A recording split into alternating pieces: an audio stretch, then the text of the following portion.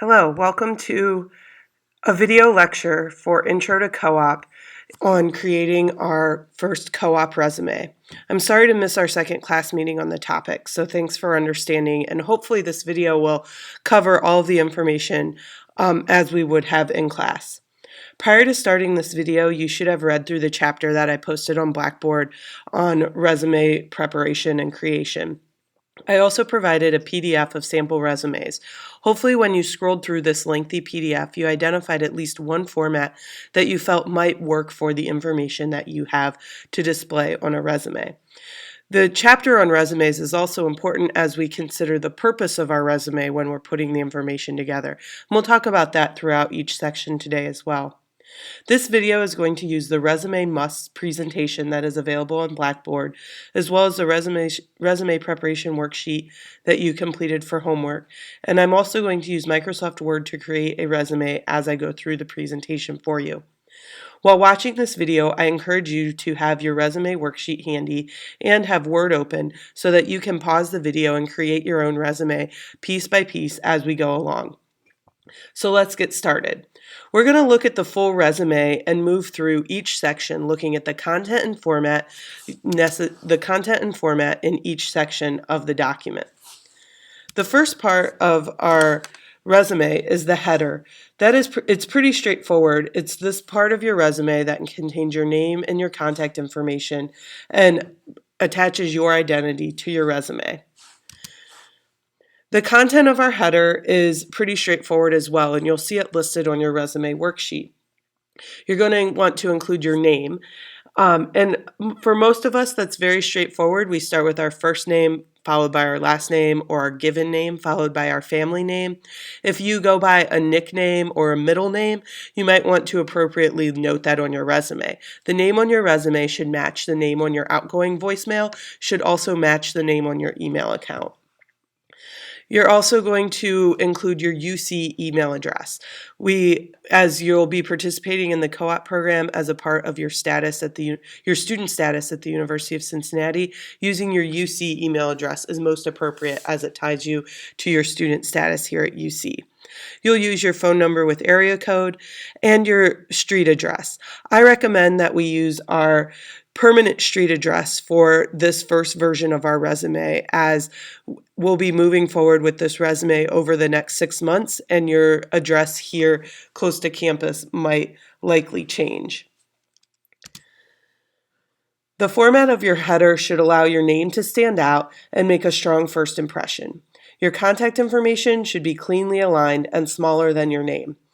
It should be either in the same font or smaller than the font of the rest of your resume. So now we're going to switch to Microsoft Word, and we're going to get started creating our own resume. I'm going to start with a new blank document, and I'm going to have my resume worksheet printed next to me. Having looked at the sample resumes, I've gone through and picked out a format that seems like it might display my information well. Remember, your content dictates the format. So as you move through your resume, it's okay if you have to go back and change the format around a bit to best display your information. Don't try to squeeze your information into a format that doesn't make sense for the information you have. This is why we don't use a resume template. Most templates are not created for co-op students. They're created for experienced professionals who have additional information or additional sections of resume of experience that they want to include. So remember, your content dictates the format that we'll use or that you'll use. I typically make a resume in a table in Microsoft Word so that I can easily move and change the elements. So to get started, I'm going to insert a table into my document.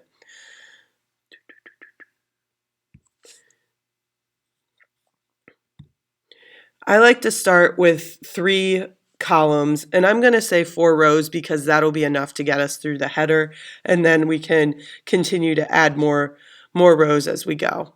Next, I'm going to select a font. I recommend selecting a sans serif font. Sans serif literally translated means no feet.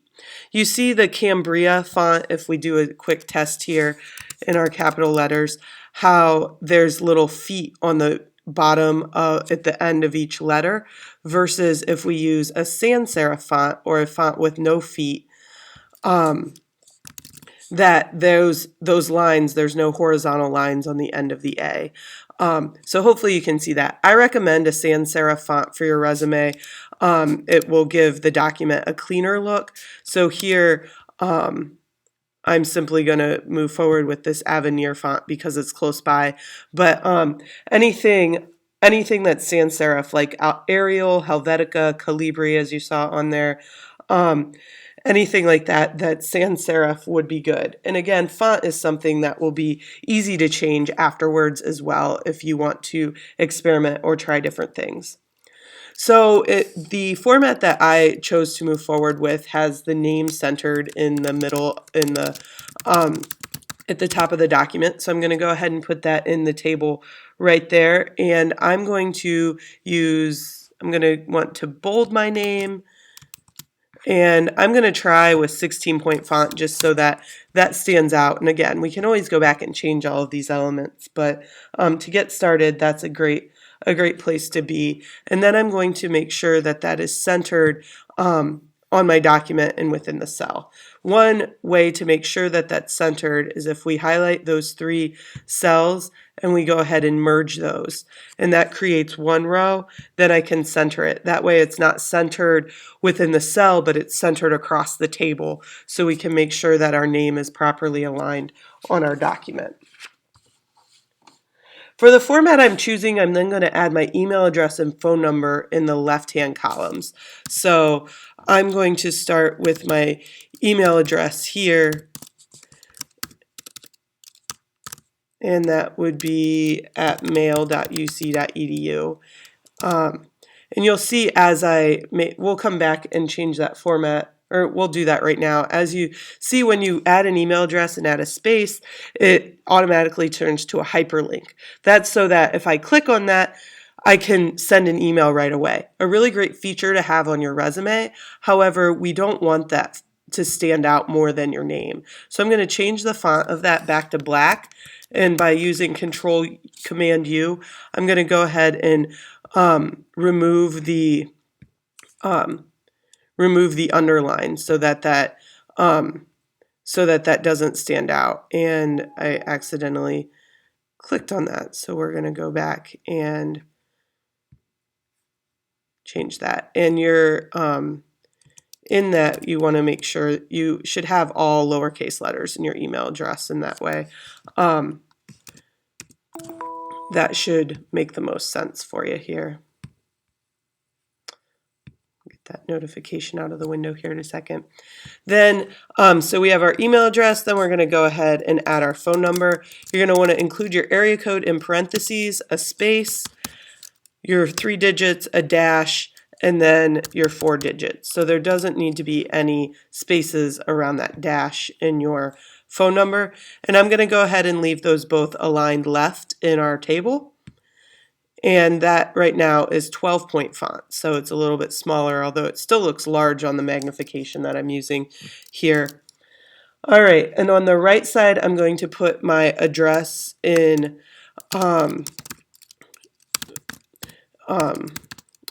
Starburst Drive. I'm going to go ahead and put my address in that right-hand column.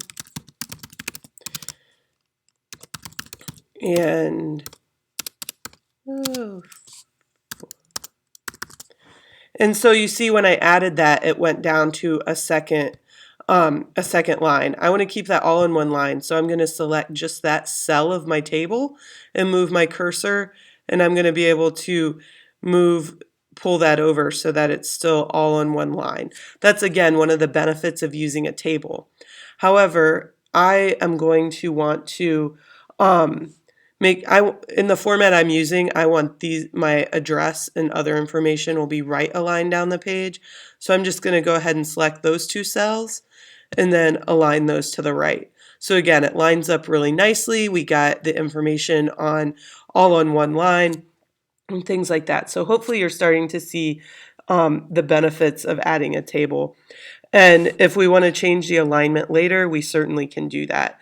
If I want to choose to display my information differently or something like that. So that gets our header content on the page and formatted in a way that we're happy with right now.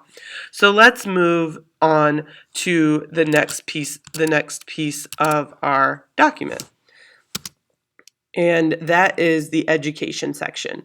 When we look at the education section on this example resume, we look at both the information that's there and also the way that it is presented. You'll see in this example too, we have information aligned to the right of the page, and that's how we're setting things up in our table as well. So when we look at our education section, the content of your education section helps a recruiter understand a bit of your background. The worksheet you've completed details the content that you're going to include on your resume. I recommend leading with the major. You'll see a variety of that on different formats. Some will have the university first, some will have your major first.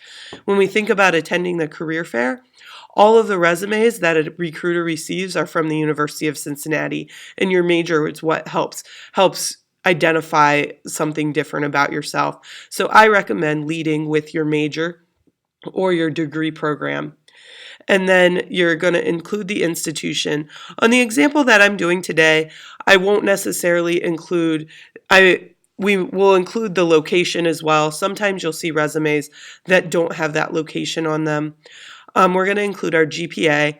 Sometimes students are nervous about including their GPA if they feel that it's low or they're self-conscious about it.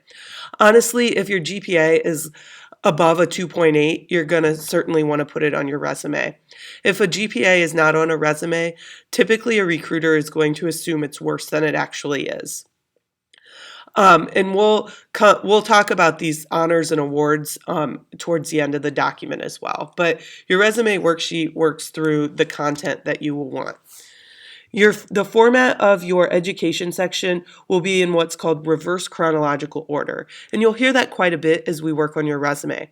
That means the most recent information is presented first. All the information in your education section should be formatted consistently and use the page left to right. We saw that in the example document that we just looked at, right? That it uses the page left to right, that we're not, that it is not,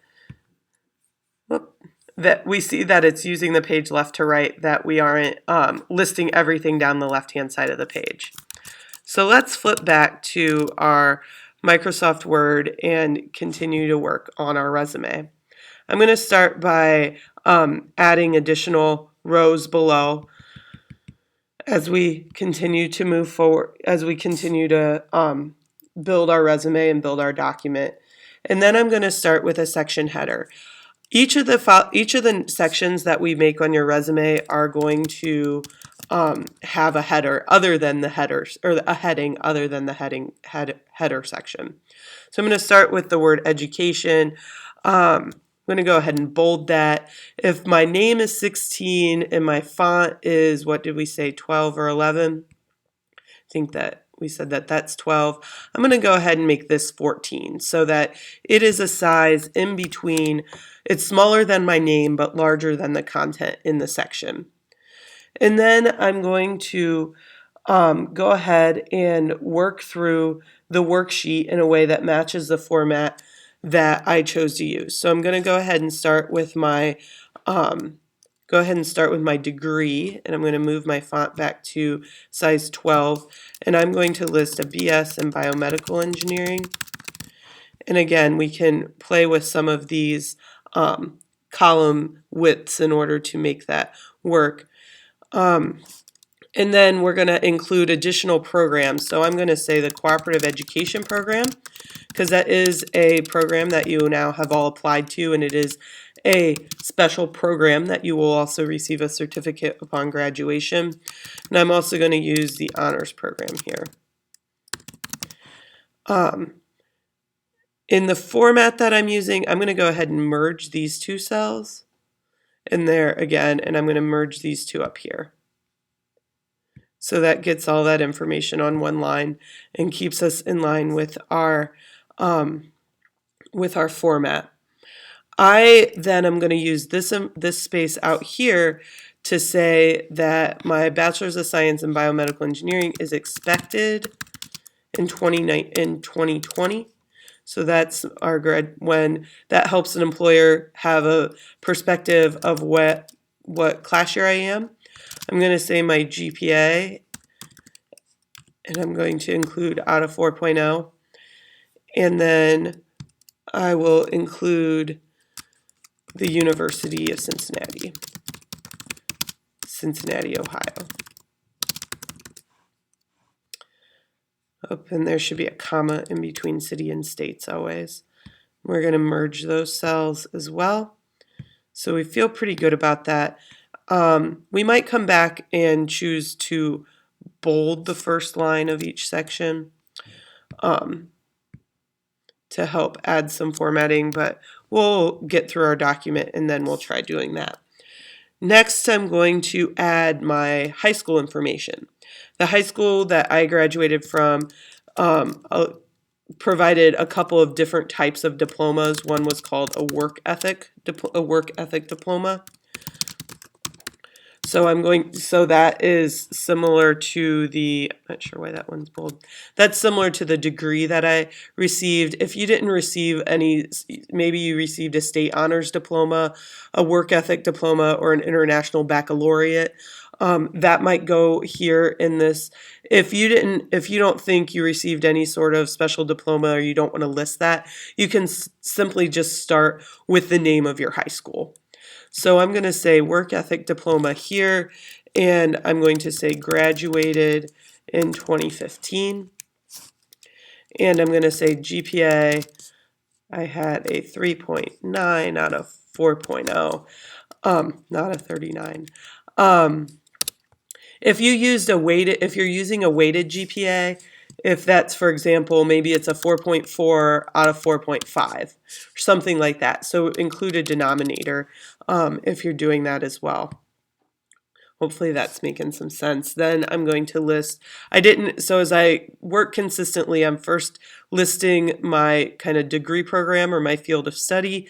Then I listed any special programs or minors would go on this line. That's not really applicable for high school. So next I'm just going to go ahead and list my high school here. And I'm going to use a semicolon after that between the city and the state.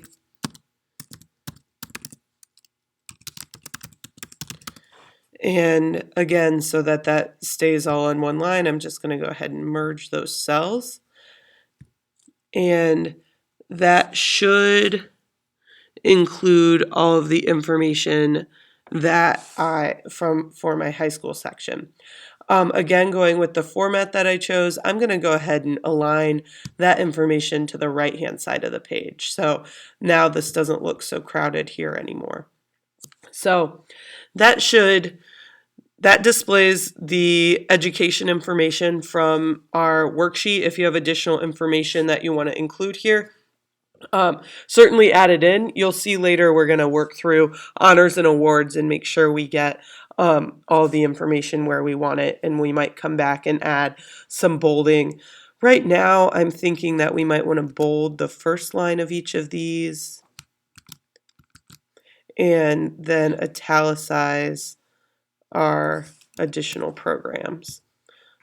That might help draw the eye the way we want to. So next up is our experience section. We have to go back through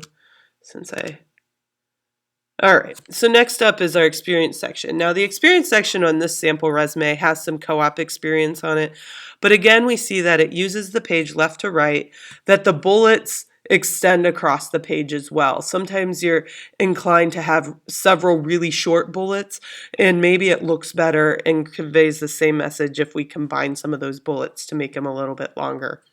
You see that this resume starts with the name of the company followed by a title on the left-hand side, and then we have the time frame or the dates on the right-hand side. So overall, we kind of get the notice and feel of what that experience section on your resume looks like. For the content, again, this is going to come from your resume worksheet, and that will be your place of employment, your time frame, and we will look at an example of when you use month and year or season and year. You do not need to include the absolute specific dates that you work. And then the relevant description of your experience. The experience section is the most difficult section to write, as it's the only place that we're not just conveying the facts, but we're also just adding a description to communicate responsibilities, accomplishments, and transferable skills to someone who wasn't present and may have no reference of or experience with the work you're describing. So you're going to want to keep that in mind as we work through this. We looked at the work experience section already that began with the company name and title and then bullets of information. Take some time to go back and look at that example and other examples and read through those bullets. Notice how they begin with strong past tense verbs, and they use details to describe what was being worked on and how the work was being done. I also say here, so what and now what. Think about what you did, so what, why might somebody care, or how can you describe that, and now what, how did you do that work, why is that relevant and on your resume? And that's where those transferable skills come in. The experience section doesn't need to only contain paid work experience. At this point, it might also contain volunteer work or other experiences, but for each entry, the place of employment and the organization name needs to be listed, along with the geographic location, the time frame of the work, and then a relevant description of your experience. Many of the formats use a bulleted list rather than a paragraph. Think about how you like to read information and how you respond to a paragraph versus bullets. You're probably more likely to scan through many bullets than read more than the first sentence of a paragraph. Refer back to that Chapter 7 reading and the list of strong action verbs that was included to help you frame your experience appropriately. Read again through the sample resumes to make sure you are capturing not only what you have done, but how you have done it. The format of the experience section is also in reverse chronological order with the most recent information first. You want to choose a format that highlights your information. In some cases, you might want to choose a format that lists your employer first. In others, for example, you had a title of manager. You might want to choose a format that then lists your title first. In either case, the format should be the same throughout the whole section. The format you choose should also be one that uses the page left to right, using bold, italic, and underline to help the information stand out and provide a professional experience. So now let's work on adding some experience to our document that we're working on. Again, I'm going to add some additional rows. And then I'm leaving, right now I'm leaving a space in between each entry on our resume. And hopefully again, that's something that's pretty easy to go back and change. I'm going to title my section Experience. You can see in some of the examples, they might call it Work Experience. They might call it leadership experience, depending on the information that you have. So we get the header in there. And I'm going to follow through the resume worksheet. For this example, I'm going to enter 3 experiences following the information on the worksheet. In the first position that I'm going to add, excuse me. In the first position I'm going to add, I worked part-time assembling shooting targets. It wasn't very difficult work. There wasn't much to it. After they showed me a few times, I could do it on my own. And after working there a few weeks, I started to kind of think about the process and made it more efficient for myself. That's a pretty typical description that students give me when we talk about their work experience. At this level, they say things like, oh, well, the job wasn't hard, or I don't really know what to write. So think about kind of what that says about you and what transferable skills you gained from that experience, and also what the average person might not know. So I'm going to go ahead and I'm going to start with a format that begins with the company name. Excuse me as I cough here and clear my throat. I didn't really have a title. I was just a worker. But for the purpose of my resume, I'm thinking about that. If I call myself a packager, it's a little bit more descriptive in what I was doing. Um, I'm going to add the location here in the same format that I added my location in my education section. And I'm going to go ahead and merge those cells so that it all fits on one line. I'm adding this one first because I still work there on occasion part-time. And then I'm going to add a couple of bullets. Now, in starting my bullets, I'm just going to go ahead because I want to use the page left to right. So I'm going to go ahead and merge those cells. And I'm going to put one line of information here. In the first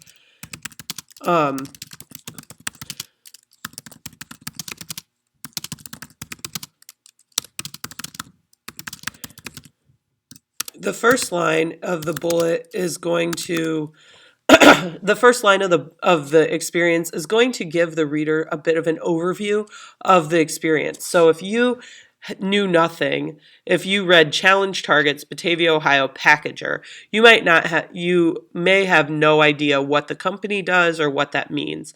So if I say assembled and packaged shooting targets in a careful yet time efficient way, it gives us a very brief idea of sort of the what was I doing, and then how was I doing it, careful and time efficiently. You'll notice even though this experience is present that I'm using past tense verbs, and that's okay because we're going to use consistent past tense verbs throughout the section. And then I did want to add some bullets, so we'll go ahead and bullet that. And we'll create our second one. Again, I merged those cells across. So that's what I did and how I did it and pretty much all I do there. But when I think about it, I've also established some new processes. And these are really small processes, like moving some of the inventory around so that we can do things more quickly. Just a few things here and there. So, and that shows some inquisitiveness and some desire for improvement. So that's a transferable skill that's worth discussing in an interview. So we're going to say establish new processes to increase productivity. So that's pretty straightforward. So we got our first experience on there. And again, we're using our strong past tense verbs. Words you want to avoid are work and did. I also advise against starting bullets with responsible for. Just knock off that phrase because usually the next word is a verb. You might say responsible for assembling and packaging targets. We'll just knock out that responsible for and start with assembled. My next experience was helping on a construction site where I did just what was asked of me, whatever grunt work they told me to do. I didn't really have a title in this job. A friend's dad might have hired me for the summer. But for consistency on my resume and to help the reader understand my role, I'm going to call myself an assistant to the general contractor. That gives us an idea of it gives us all an idea of kind of what I was doing and if I was on a site versus in a warehouse, all kinds of different ideas maybe come to mind. So we're going to go ahead and merge those cells to get things across, and it's still breaking on the line, so we'll see what we can do about that. We have June 2015 through August 2015. So if I'm going to right align this information, which I didn't do up here, we might have a little bit more space to move over our, or not. So a few things. One, we can look at maybe changing our font. We could look at allowing this to break across lines. What I'm actually going to do, because this was June through August, this was the summer of 2015. I'm simply going to say summer 2015. And then I'm going to see if I can move my, how far over we'd have to move that. That's not exactly going to work for us. So it's kind of a matter of working around things a little bit. So we'll come back to that when we do our overall formatting for our document. We're not going to get too hung up on it right this second. And again, I started with when we say assistant to the general contractor. That gives a pretty good description of what it is we were doing. And then we're going to start with a couple of bullets to further describe the experience. I mostly worked on roofing and a few other outdoor projects.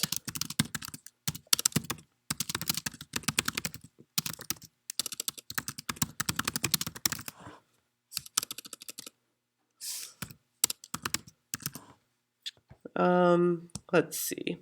Sometimes in construction, you want to note the difference between residential and commercial if you have that type of work experience on your resume. And since that all fits on one line, we're not going to mess with that too much. I also had the chance to kind of look over folks' shoulders when they were reading blueprints and design plans. So I want to include that, as design plans are a part of any engineering discipline at this point. So we're going to say exposed to blueprint and design plan reading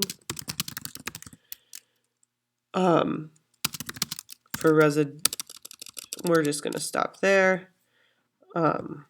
Maybe if it makes sense, if there's more detail there, if we were looking at those plans and following electrical diagrams, or if we were looking at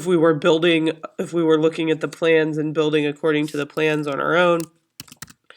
And then we had one or two instances where I actually was able to do some of, can't spell, where I was able to do some kind of tweaks to the design plans. So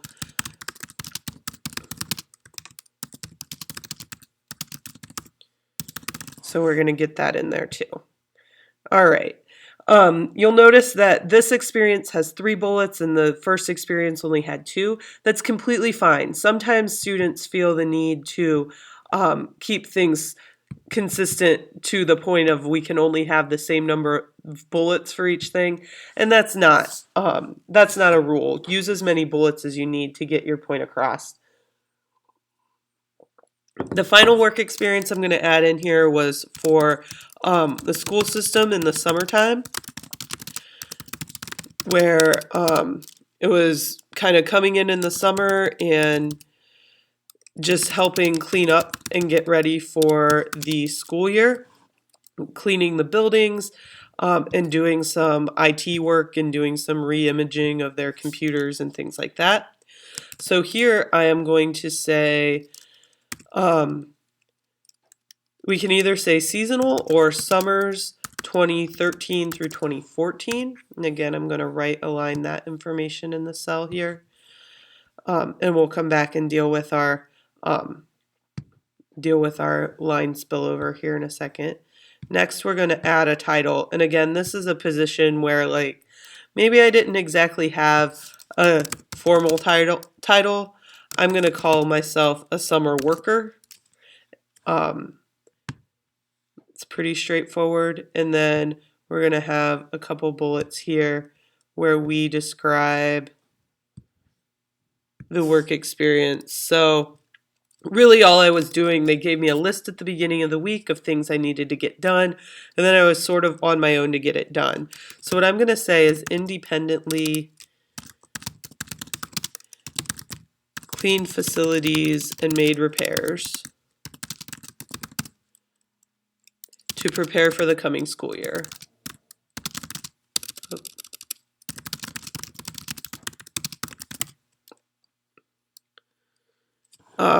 And then I'm going to say, I want to speak to, we'll add a few more, keep adding some rows below. And then I want to say that I I want to make note of sort of the time management that happened, that I managed time and prioritized tasks to complete weekly lists, or rather to meet weekly expectations. Now you'll notice when I'm writing these bullets that I don't include any pronouns. I don't include I at all, or they or them or anything like that. So that is proper resume format, that you don't include any pronouns or first person in that way. And then finally, the one other responsibility I had was to update computer software and hardware.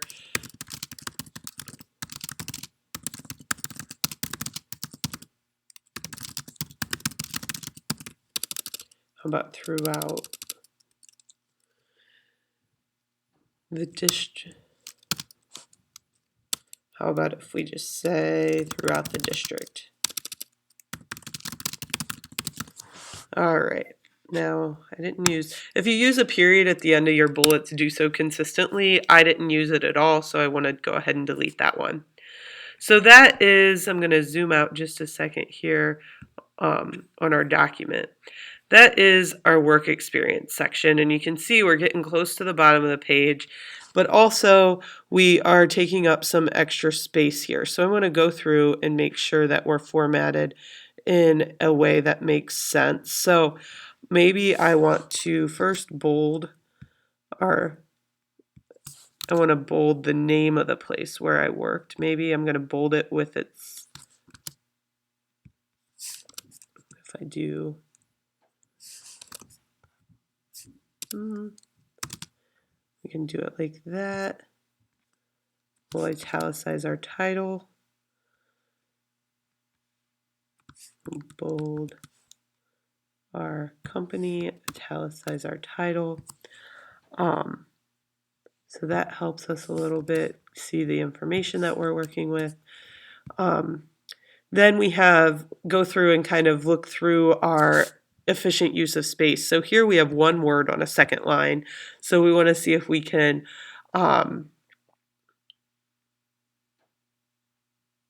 if there's any way we can cut that down or make it more concise. So we assembled and packaged shooting targets in a careful, what if we just say careful, comma, time efficient way? That helps us. At this point, I just want to double check our margins, and I want to make our left, this should have been done at the beginning. We want to have 1-inch margins around the document as well. Sorry about that. That should have been in our setup. So, all right. So we did that. Now we have these two where our first title goes on the second line. So what I'm wondering, as I move that over, and if we try to move this over again,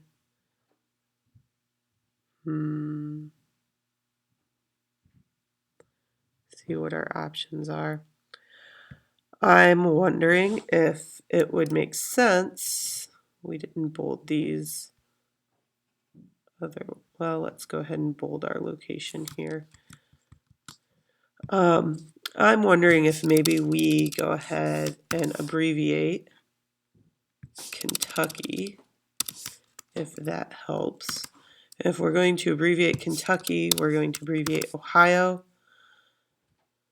and we can leave it just like that in our experience section, and that seems to be a little bit more space efficient for our experience section. Again, your experience section is probably where you're going to spend the most amount of your time making sure that your language is correct, that you're using past tense verbs, that your format looks in a way that makes sense to you and is what you want somebody else to see. But now, and then again, as you saw, once you go through and once you get the information in there, it's a little easier to kind of go back and format it and understand what it's going to look like and how things are going to look throughout your document. So next on your resume, as we go back to our Prezi, is a skills section. And that skills section, and a lot of times students want to limit to computer skills, but it really can be a variety of things, as I indicated on your worksheet.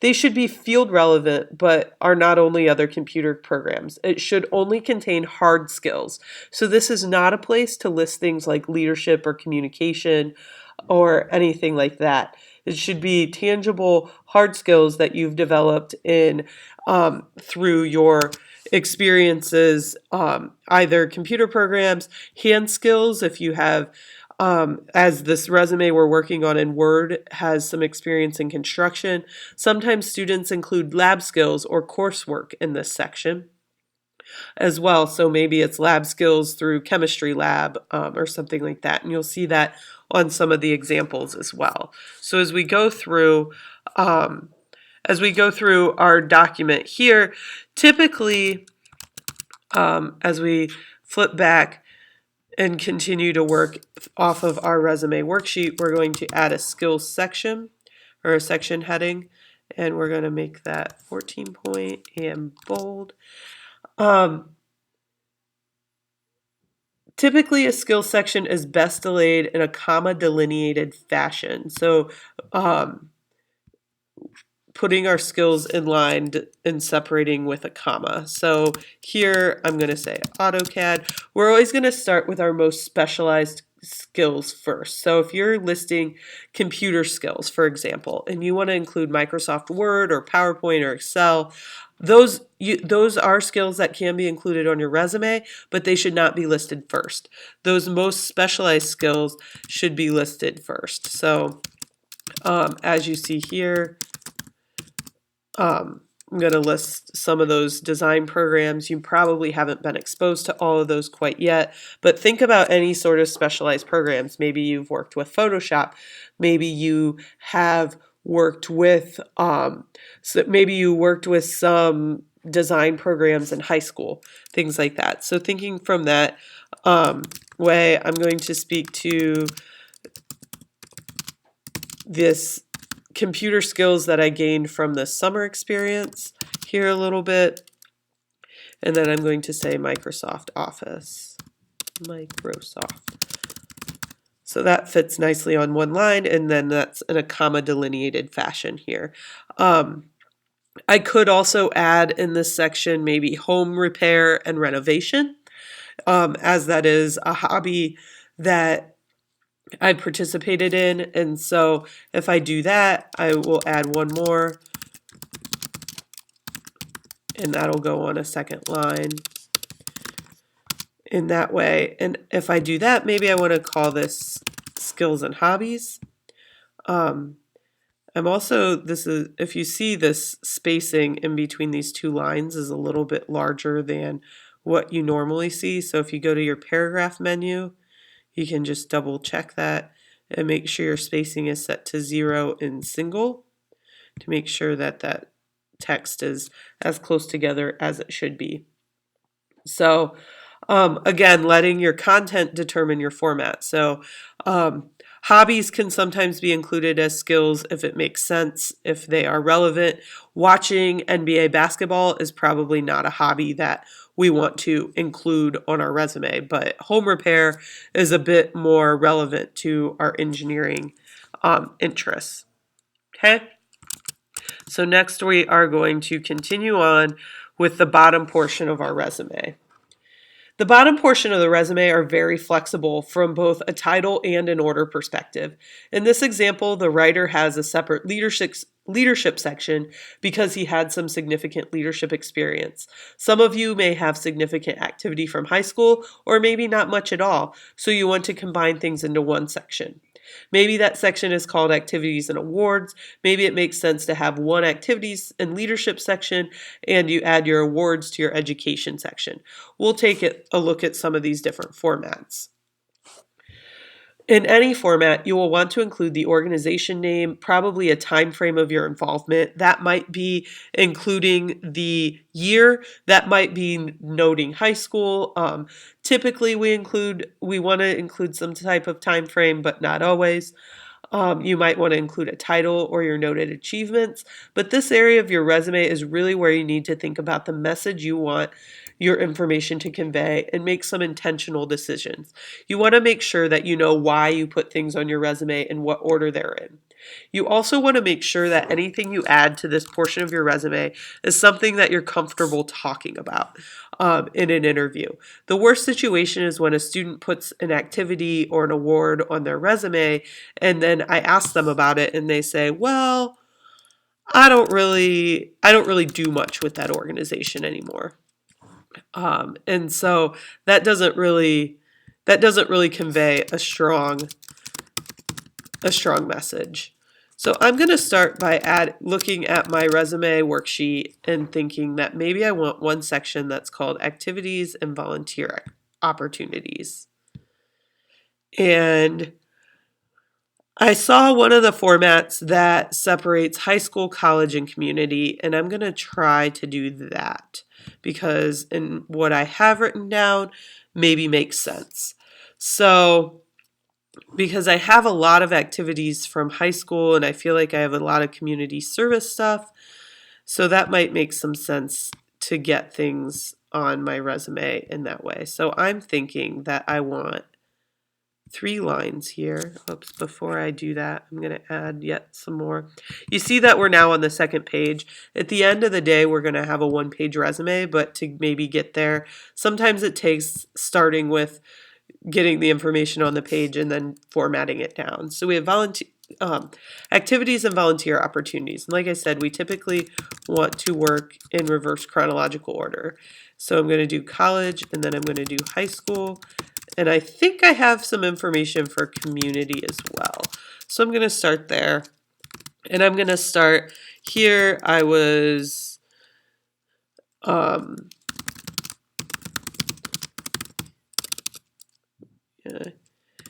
Young Life volunteer, Young Life leader, music director for Young Life,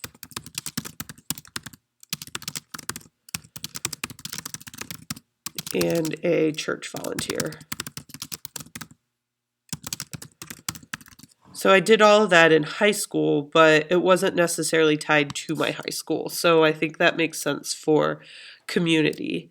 In high school, I was involved in the Technology Student Association. I was in the National Honor Society. Maybe I want to include that as an award or honor. Well, how about if I include it here? Because I did community service with that. And that's pretty much what I did in high school because I was usually working. And since I've been at UC, I don't know that I've been in a learning community. I haven't really gotten involved in things. So that seems to be my activities section. Not sure how I feel about that, but let's get it on the page and look at it there. And then I think I should have an awards and scholarships section based on what I have on my page. So again, we're going to get our headers there. And I think it's important for you to kind of go through and hear some of the rationale behind this information because sometimes it seems so straightforward when you look at a finished resume as to how, and maybe I wonder if it makes sense to continue the same format. I think it's important for you to see that things aren't straightforward, especially in this part of your resume that, you might have to work through some different changes and different ways that we do this. So I'm thinking that I put scholarships as college awards.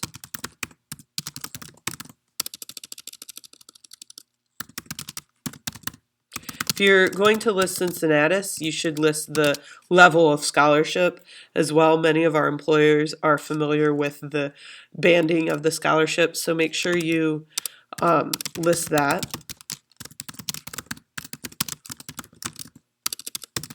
And then for high school awards, I'm thinking that, let's see, I have National Honor Society on here already. I graduated with summa cum laude honors. I wonder, maybe we'll try to put that here.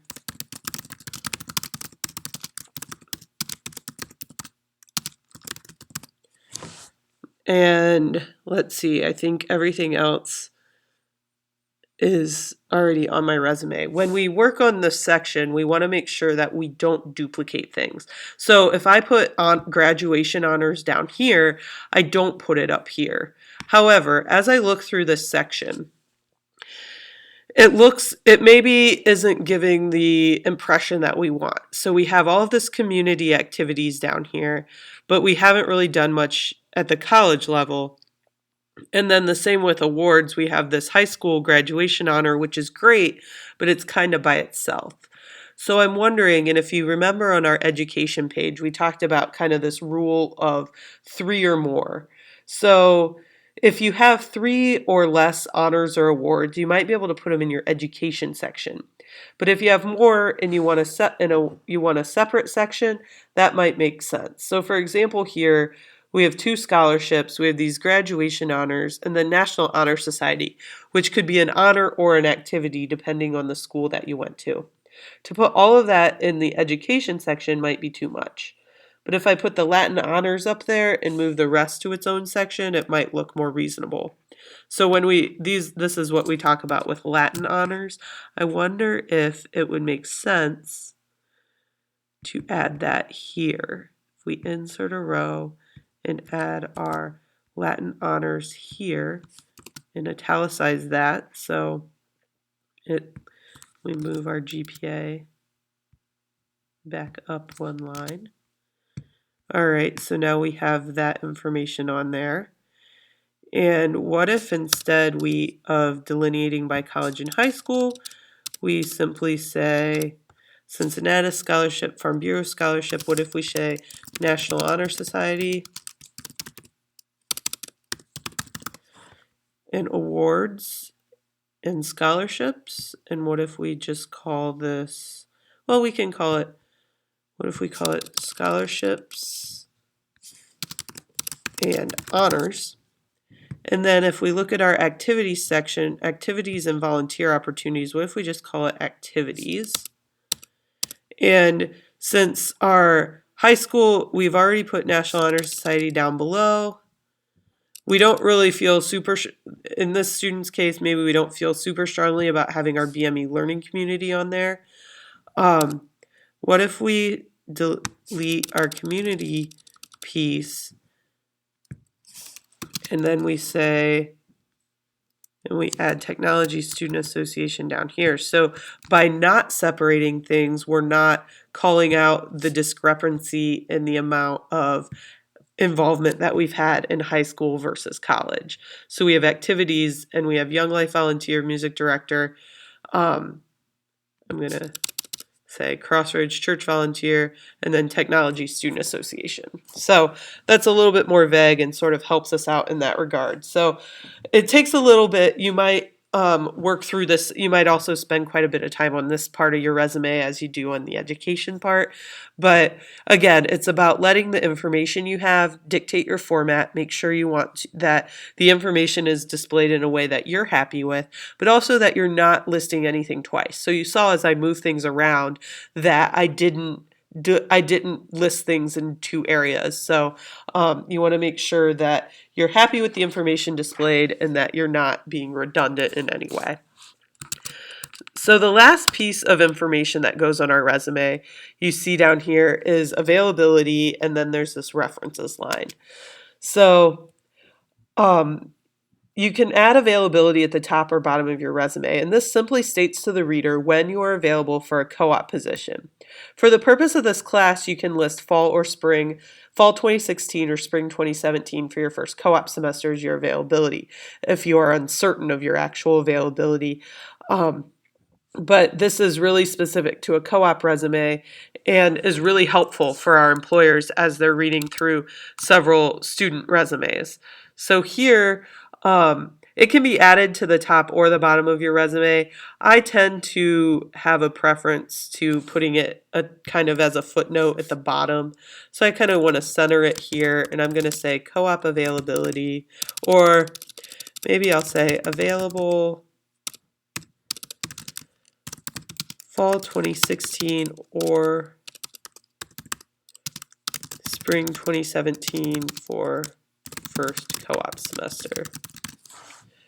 So maybe I feel like that, and I might italicize that at the bottom of the page. So it could be that simple. You'll see, you might list if you have one specific semester that you're available for, you might list the dates of that semester. That can be really helpful to our employers and can ensure that you know the dates of those semesters as well. But that gets us to all of the components of our resume. This reference is available upon request line here. It's completely optional. I'm not a stickler for it. It's pretty well implied at this point that if you need to provide references, that you're going to be able to do that. So if you're struggling to get that on the page, then we can simply remove it. So that takes us through our adding all of this information to our resume. And now that we look at our Word document, we clearly have more than one page. And at this point, for a co-op resume, you certainly should have all of your information on one page. So we're going to take a look at how we might be able to reduce that down to one page and then get these lines out of here, because we've never seen a resume with all those lines on it from our table. One of the first things I'm going to do is reduce the font size of our contact information just down to 11 so that our name stands out a little bit further. The font that I'm using here actually takes up quite a bit of space. So what if I go, and just to see, sometimes you can see if we switch to Calibri, what the difference is. All of a sudden we only have a few lines to work. We have 4 lines to get on a second page versus this Avenir, which gave us several more lines to work with on the next page. So it might be changing the font that you're working with. We can check out Helvetica is another popular sans serif font as well. So we see that that cuts us down quite a bit. We'll continue to work in Helvetica just because that's easy for us. But so we see we have 1, 2, 3, 4, 5 lines that we still need to get on this page. One of the next things I'm going to do actually is reduce the top and bottom margins just slightly. I'm just going to go down to a 0.8 margin, which might help us a little bit. Yeah, in that regard. I'm not sure that we're centered on the page all the way here, and we can come back to that. But since we changed the margins after we put our table on there. So we just have a few lines to get on our one page. So I want to again go through and make sure we're not wasting any space. We've done a pretty good job throughout making sure we don't have any single lines with one word on them. But here all of a sudden in our new format, we have summers 2013 and 2014 is now on a second line. And we're kind of teasing around with this. So here's where maybe we extend our table just a little bit. There we go. We got that. And so now the only thing we're left with is our availability that has to get on that page yet. So that's we're doing pretty good actually. And again, I'm ignoring the fact that we have more white space on the right side of the page than the left. That is something that if you set your margins before you add your table, you won't have that problem, but I did things in slightly the wrong order here. So one of the last things I'm going to do, and this isn't always the best option or the next option, but can serve you well in the future. We want to keep this white space as much as possible because it makes it easier to read your resume. But what I'm going to do is highlight each of those rows and simply reduce the font size. We're going to go from 12 point to 8 point in those lines. And so that's going to keep the white space there, but it's going to make it slightly smaller. 8 might be too small for what we're doing. We might be able to get away with 10 here because we're just trying to add that one more, sneak that one more line on the page. But this is a good trick that you will continue to use. As you see, we got that on the page already, but we want to be consistent in the size of our white space. So that's a kind of pro tip in putting your resume together, to keep that white space but to resize your font. And then I'm going to go ahead and delete this row because we don't need it. And that deletes that last page.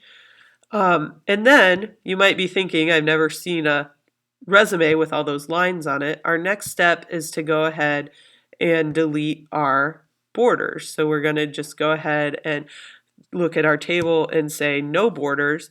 We're still here viewing the grid lines, which is a view option. So if we take that off, we can see what our whole resume looks like on one page in Microsoft Word. So that is pretty straightforward and a pretty solid document that you're looking at. I just want to show you a couple of more features in using a table that you might want to do.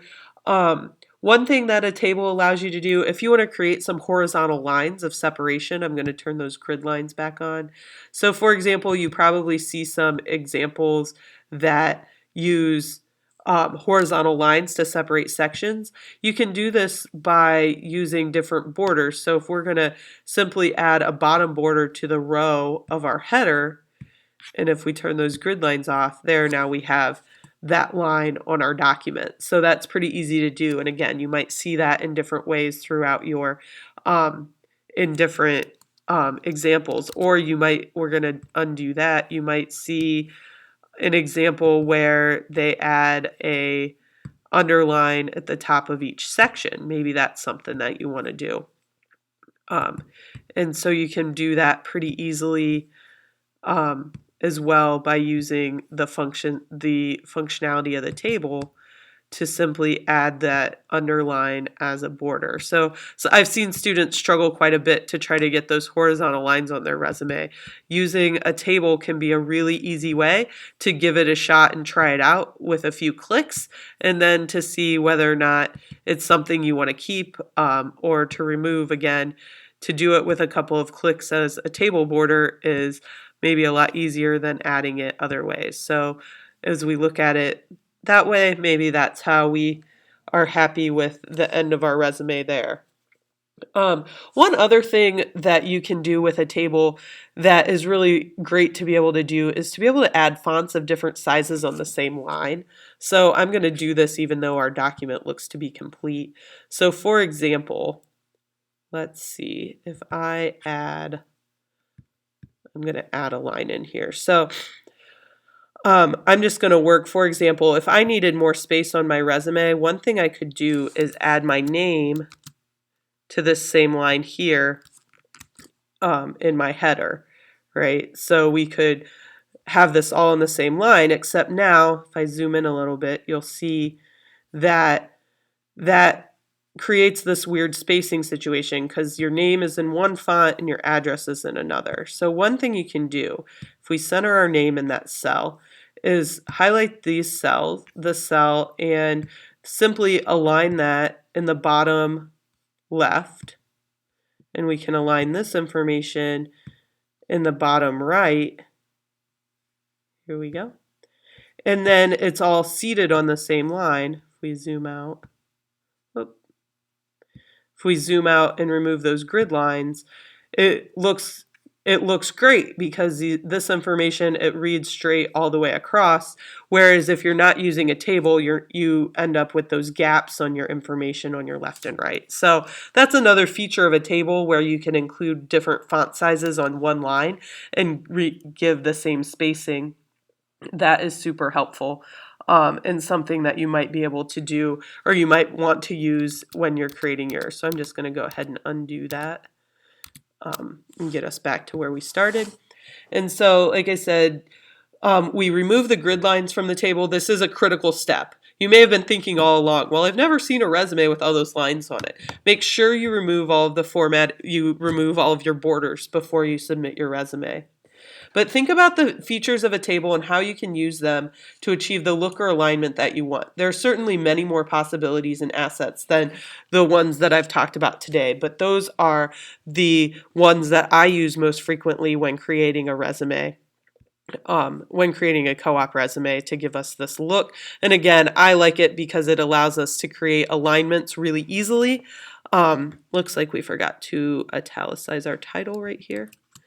There we go. It's always about those details. So make sure you give your resume another look, that you have all of your details, all of your spelling is correct, and things like that. So as we wrap things up here, your next step is to obviously save your document as a Word file. That's pretty straightforward. One tip I'm going to have is that you save your file with your name in it. And so I'm going to do last name, first name, and then maybe the word resume. Keep in mind, if you're sending or uploading your resume with that file name for anything, it's everybody is going to just call it resume. So put your name in your file name to help whoever is receiving. And again, when you upload, your file name will be available as well. So you're going to want to save it as a Word document so that you have it for the future, and that you can continue to edit that document. And then our very last step is going to be to save it as a PDF. When you send your resume to anyone, you want to, or post it to anything, you want it to be a PDF document, because a PDF will open the same on any computer, and you will retain your formatting. So we're going to go ahead and save that as a PDF. Then our very last step is going to be to find that back. Hopefully I saved it where I thought I saved it. We're going to open that PDF and make sure it looks exactly how we want and that there's not a blank second page. And that PDF is then going to be what we're going to upload to Blackboard for our assignment, or what we're going to use in the future. So once you've confirmed that your PDF is in final form, upload and submit it for this assignment. That should take you through all the steps of creating a resume. Thanks for sticking with me through this video. I know it was a bit long, but hopefully you found it helpful and an easy way to kind of go between the content of that presentation, your resume worksheet, and your and the information that you have. Your full resume is due to be uploaded by next week on Blackboard, and should be uploaded as a PDF. If you have any questions, please let me know. Thanks for listening.